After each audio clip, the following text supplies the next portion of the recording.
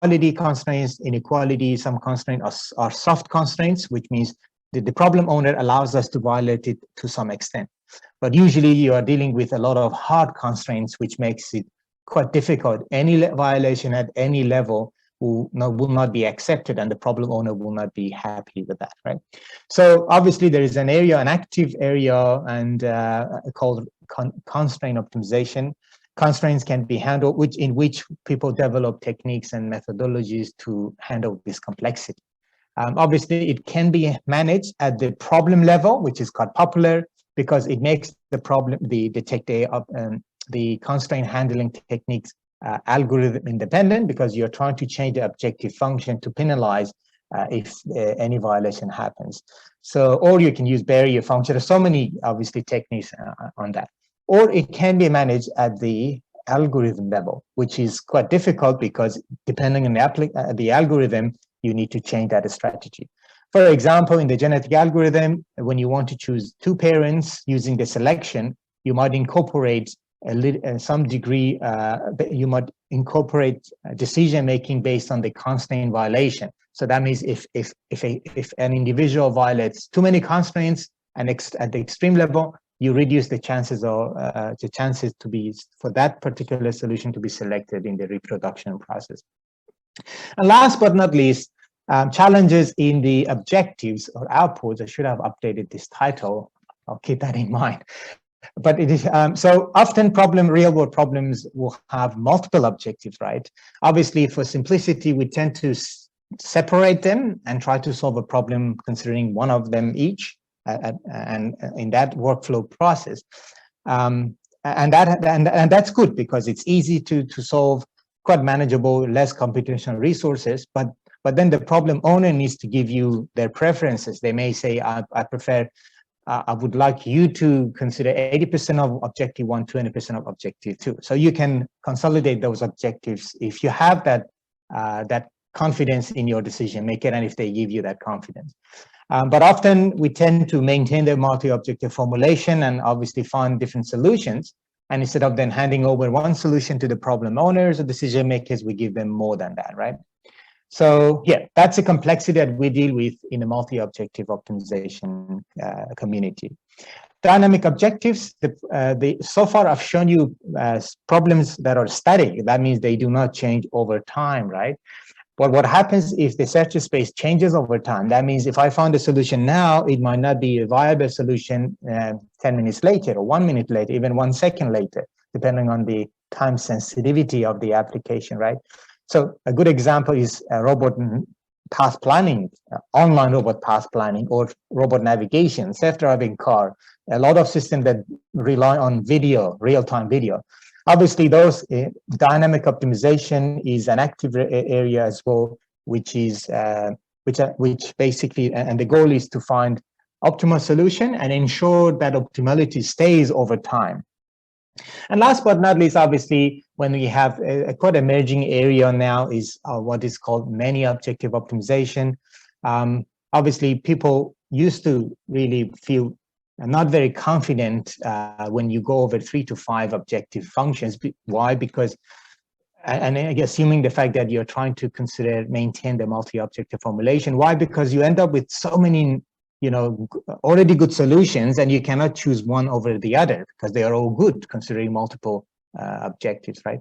So many objectives. So if you are doing your PhD, you're at the early stage of your PhD, that is a very emerging area. So it might be worth to invest some time and choose it as your research, as one of your research questions.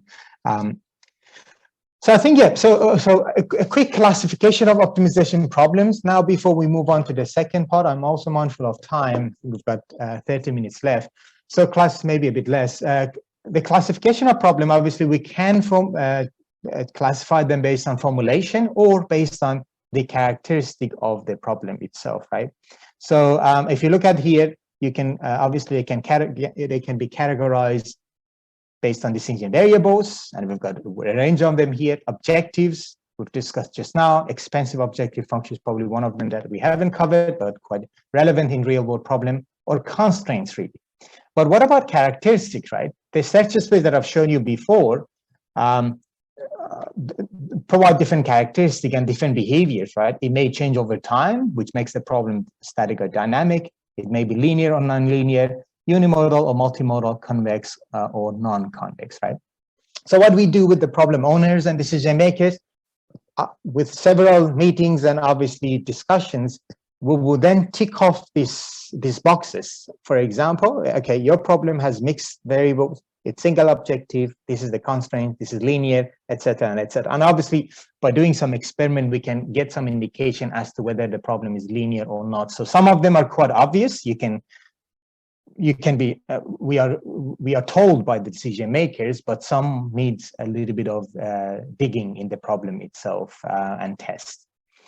So, and before I move on to the next slide, the next part of this talk, which is about optimization algorithm, I'll have to say welcome to my world. And this is, there's a little bit of, there's a small personal history, story around this. I think it was 20-some years ago that I was sitting in a lab. For the first time, one of our teachers gave us an optimization problem to solve. It was my first time, and I'm a very visual person, as you would have seen already in my slides. So I decided to visualize it and said, okay, if I have 5 parameters, how can I visualize it? I started to do pair by pair, the first 2, and so on. And I came to the conclusion, and it was a life-changing moment for me. And I said, okay, this is what we see everywhere around us. Is those small search landscapes or search spaces that we are trying to find the best values for, right? Anywhere you look at, if you're an engineer, you probably have the same perspective of the world too. And that made me think that, okay, if what we are dealing, if optimization problems are everywhere, there must be also a lot of optimization algorithms. And I was quite keen to see what's out there, which ones are, which ones are popular, which ones, and that's where I started to do some literature review. And obviously, the first thing I discovered, and I'm sure everybody, first is exposed to, is gradient descent algorithm, right? A lot of mathematical optimization algorithms are based on gradient, right? And obviously, it's, if you can calculate derivative first order, second order, it doesn't matter depending on the type of algorithm used. If you can calculate that, and obviously you can measure the changes in the objective function at certain point. And if you follow the positive of the gradient, it leads you to a locally optimal solution. And if you follow the negative, it gives you negative. It leads you to a locally minimum solution, right? And obviously back then we didn't have the deep learning community to actively be involved in these kind of algorithms, because that's the problem they're dealing with, right? Training neural network is a challenging process, but the search space of that problem and the fact that you can calculate the derivative of the problem is manageable by these kind of algorithms, right? So, and we've seen so many changes, so many improvements over the years in that community. Like an algorithm like Adam, it becomes now probably a standard. A lot of systems are built to cater to accommodate optimization process for that sort of algorithm. But what's the problem? And these are obviously some simulations of how these sort of algorithms tends to solve problem. If I use the analogy of rolling a ball down a hill, some are slower, some are faster, some tend to diverge and then converge. And that's what people do in this when it comes to creating this algorithm, right? And also, when we have a set of point, as you can see, some of them really struggle, but some latest one emerge, and they can easily cope with this challenge too. But there is still challenges. Obviously, the first challenge is that you need to be able to calculate the gradient. There are some factors you need to optimize, like learning rate, right? The same learning rate is applied to all the updates. And obviously, it's all of them are addressed to some extent, but the challenge is still there. Okay, so but obviously, for a lot of engineering problems, we need a gradient-free mechanism, right? An algorithm that doesn't rely on gradient. We need to be able to search globally to avoid a lot of locally optimized solution. We need some sort of a stochastic mechanism because we don't have enough computational resources usually for those problems to solve and wait forever to solve the best solution, right? And that is where the evolutionary computation area comes into play. and it's been, a very active and ongoing research. And that's exactly where the scope of this conference. And I've seen some papers around neural network as well, but all of them are under the umbrella of computational intelligence. But now, a very important question that I get asked a lot, right? Evolutionary algorithms, solve intelligence, physics-based, meta-heuristic, et cetera, those are typically nature-inspired, right? But the question is why? And I'll probably spend the next 10 minutes, just to maybe 5 to 10 minutes, just to go through this. Why most optimization algorithms are nature-inspired? I'm going to refer back to the emergent complexity theorem, which is a phenomenon whereby large entities arise through interaction among smaller or simpler entities. And by that, I mean, we need two components, right? We need units with simple behaviors and external forces for cooperation. And cooperation probably is a loose term here because it might be some physical particles that, that interact and create some interesting complex patterns, right?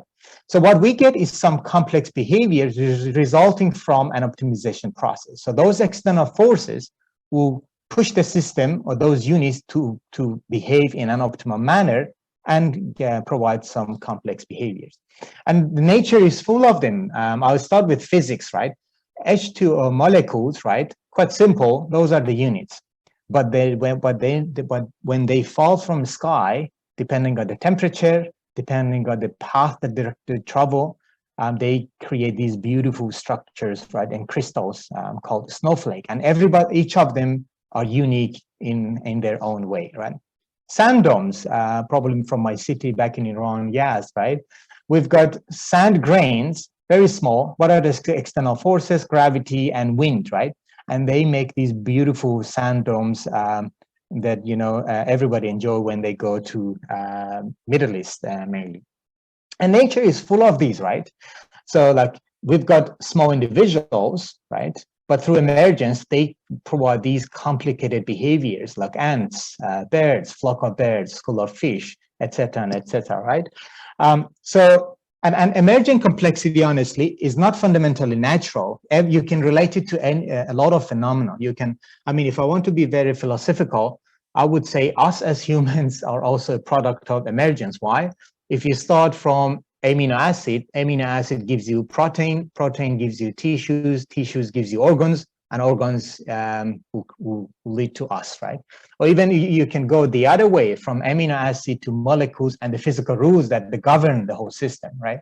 So even you can artificially create emergence. For example, game of life, which you probably know what it is just to turn some pixels on and off and provide some rules, and the system suddenly creates quite interesting patterns, right?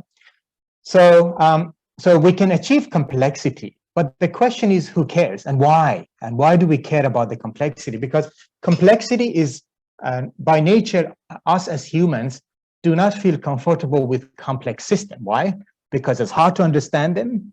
It is hard to predict the outcome of the system, and obviously, some of the best problem-solving techniques in mathematics and computer science, and some of the best practices, and require us to simplify the problem, divide and conquer, for example, is to combat the complexity, right? So not every complex system is useful, and it's usually something that we do not feel comfortable with. But there is an interesting reasoning here, and hopefully that will answer that question, why we see a lot of nature-inspired algorithm, right? And why we have to look into nature, right? If you think about nature, when there is a problem, all right, let's say there's a problem and we have two solutions. One is simple, one is very complex, right? So obviously through evolution, we know natural selection and survival of the fittest will choose the simple one simply because it consumes less energy, right? So with that same, mindset, if we look at the nature and we find some complexity, it might not be that complex. It might not be a very simple solution to that problem, right? And it might be a very simple compared to a lot of other complex systems over the years and over billions of years that have been on the planet. For example, an ant colony, very impressive. There might be, other amazingly complex, colonies of other, types of ants that gone extinct over time, and we left with this simply because they were not optimal enough. So evolution tends to select complex systems for good reason.